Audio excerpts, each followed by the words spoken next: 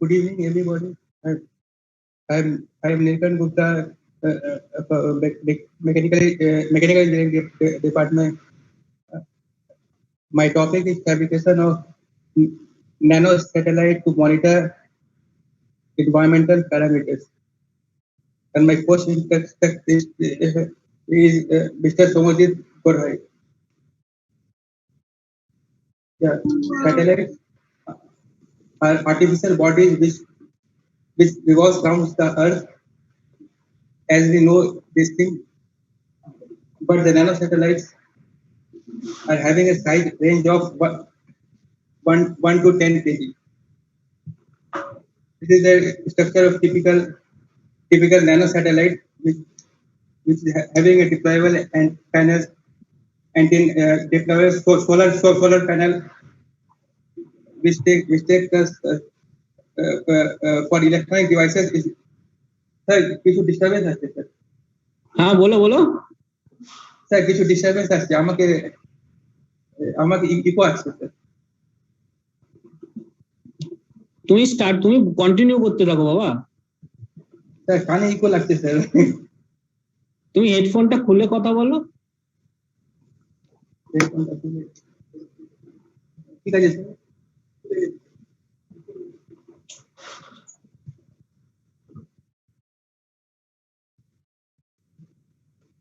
পাশে করে দিচ্ছি ফোনটা।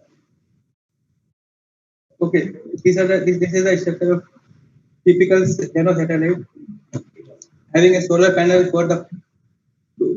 to give power to the electronics component, and other scanning and other spectrometers are embedded into it. And what is the importance of using this nanosatellite is that environmental pollution is a prime concern nowadays at every level, and the pollution goes on increasing by human activity, like burning of fossil fuel, or অনেক eco আসছে sir.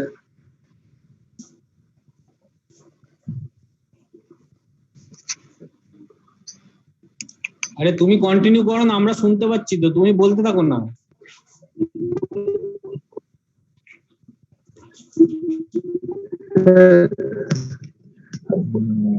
আমার কানে লাগছে sir.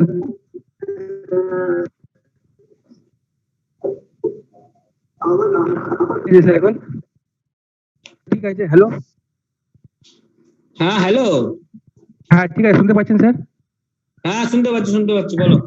হ্যাঁ, the environmental pollution is a prime concern nowadays. Actually, pollution are going on increasing because of human activities like deforestation and burning of fossil fuel.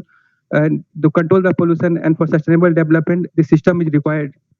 And these nano satellites are the low cost, high energy efficient devices.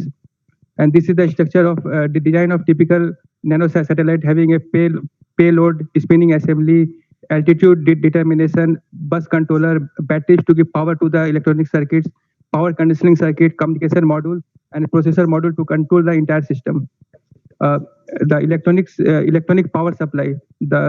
This satellite is giving power with the help of solar panel, and if solar panel is not available, then it will give power with the help of photovoltaic cells. And this is the payload of nanosatellite. It is having a payload of 3 kg to 11 kg. These are the cameras which are embedded into the nanosatellite, making it as a total mass of 11 kg. What is a sensor? The sensors, the data, anything is having a physical form, it gives signal.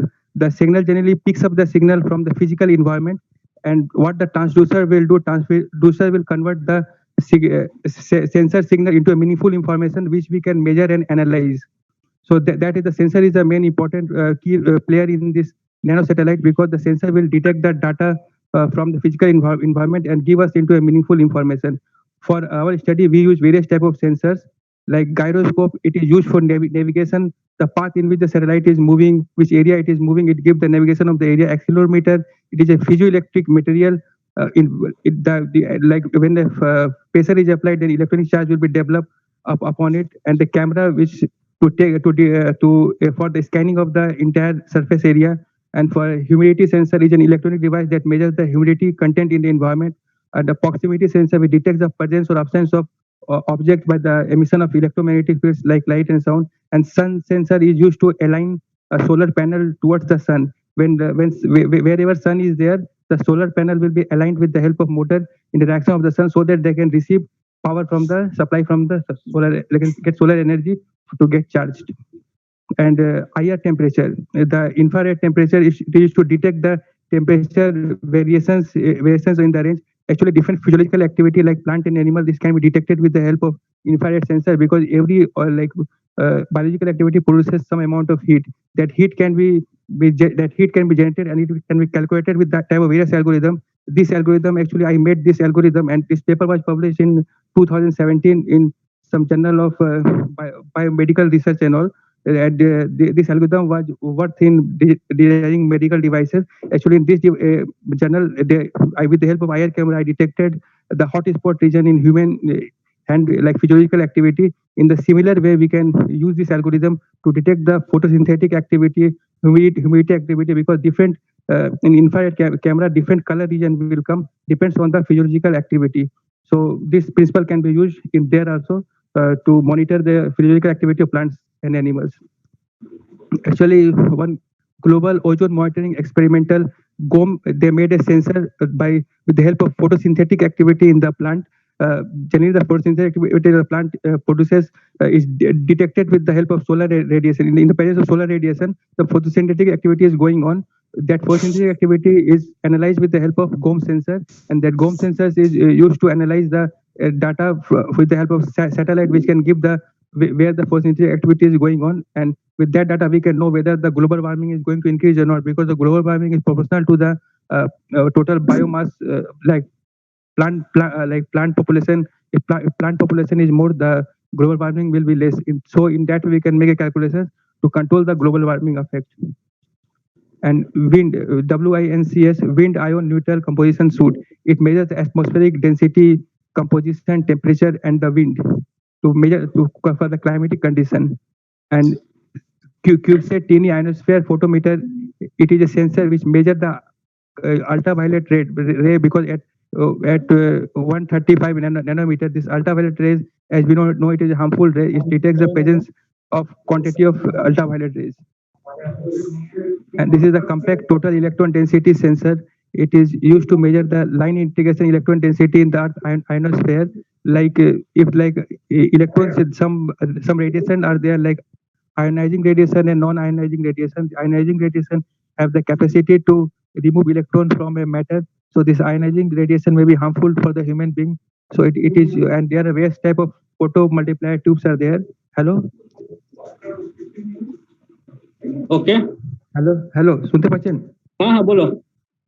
Sir শুনতে পাচ্ছেন কি break হয়ে গেছিল আওয়াজটা? হ্যাঁ ঠিক আছে, তুমি বলছো খুব সুন্দর হচ্ছে, বলো বলো বলো।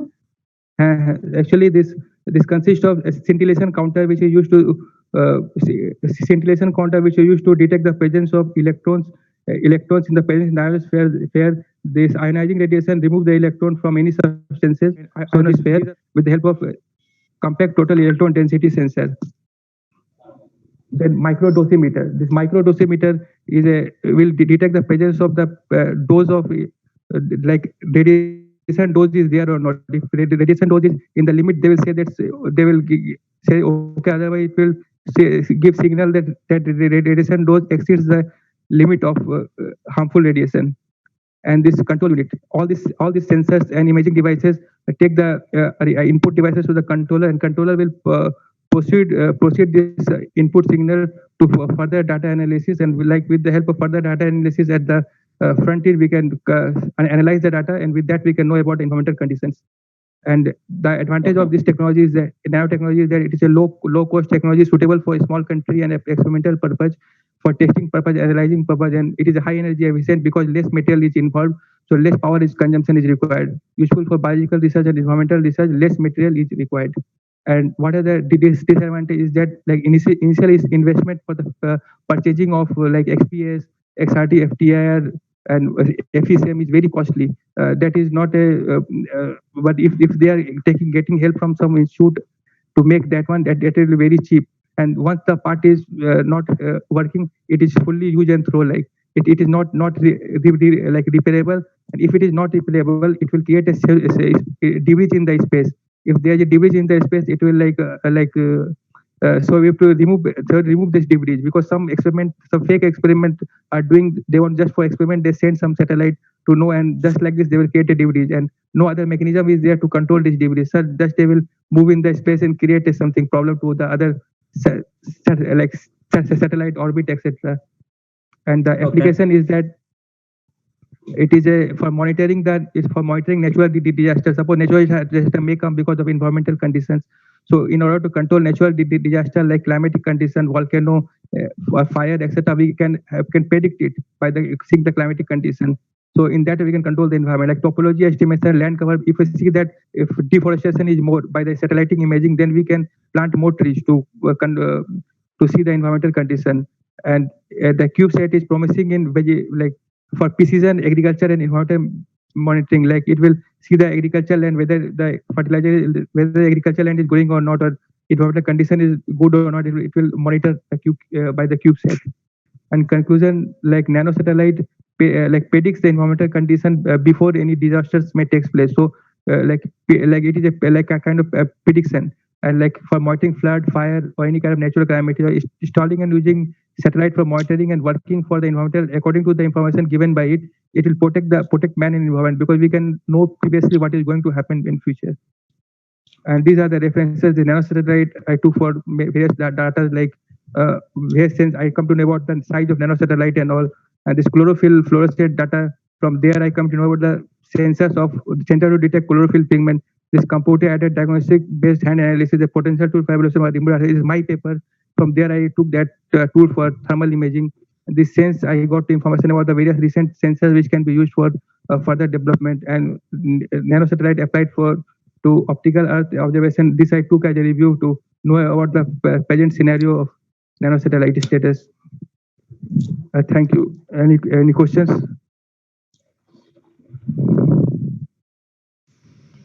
Any questions from student side? Then I have some questions. What is the process to launch this satellite? Actually, this is a LEO satellite. This is a LEO satellite, so I have to launch it into like 140 to 2000 kilometer range. I have to launch in between it. What is the process of mounting this satellite in the? Actually, this my topic is limited to the design of satellite, not the launching of satellite. Designing तो है ही, लेकिन designing तो उसी के ऊपर करते हो, मतलब जैसे वैल्यूएबल मतलब. Actually, this topic is dedicated only to the designing and the environmental monitoring, not to the launching. You have fabricated everything, but you tell me, how will you change the direction of the satellite to see particular region of the Earth? Is there any actuators? There are various type of sensors are there. Actuators will be there. Definitely, actuators will be there. As per the how will you place such a small actuator in such a small satellite? Actually, all are nano structured and nano fabricated. It will come in a cheap size only. It is there, like it is nano fabricated structures. So whatever the thing is there, it will come in under. As you know, changing direction of the satellite is very important for mapping, right? Yes. Changing direction is very important. It is the main important parameter for the satellite. Okay. Yeah. So I'm No, actually the satellite will move according to the Earth orbit. Okay, satellite will move according to the Earth orbit. Whatever the velocity I will put, it will move according to that velocity. In that way, it will just scan the thing and give that data. That's all. It will automatically change direction with the help of controller unit. Controller has all the capacity to change the direction. Directions need some external force you need, na? What is the external force? No, this external force, I put it the sensors no there. I put it various type of sensors Sensors are sensing device, not a physical forcing device. I think so, right? No, actually sensors take the input from all the sources. Okay, the sensors take the input. See this gyroscope, like this gyroscope will take the like where it is going and all. It is giving that information. If I think gyroscope is for balancing, not for the GPS positioning. Gyroscope is for balancing, not for positioning, right? I'm asking that how it will change the direction according to GPS positioning, coordinates, longitudinal direction, and how it process it, the controller, right? There are various type of sensors are there. Okay, these sensors will give the input to the microcontroller, and microcontroller is programmed in such a way that wherever I'm asking what are the hardware have you used in this hardwares for changing directions? These actuators are there, these motors are there. Okay, motors are there. The motor will get power. Okay, the motor will get power to change the direction. Okay, power supply is there to connect it to motor. There's no air. Why will you use motor? The motor like to move in. See, there are two types of motors are there. One motor is used to actually two types of motor. One where like angular movement. If I want to perform angular movement, then I have to go for one type of motor. If I want to circular movement, then I have to go other type of motor. Accordingly, I have to decide the choice of motor. Okay. Okay. Now you have explained the thing that you will change using the inertia effect. You will change the direction using inertia effect, right? Moment of inertia. Yeah. Hello. Okay. I got your point. Okay. Any questions from student side?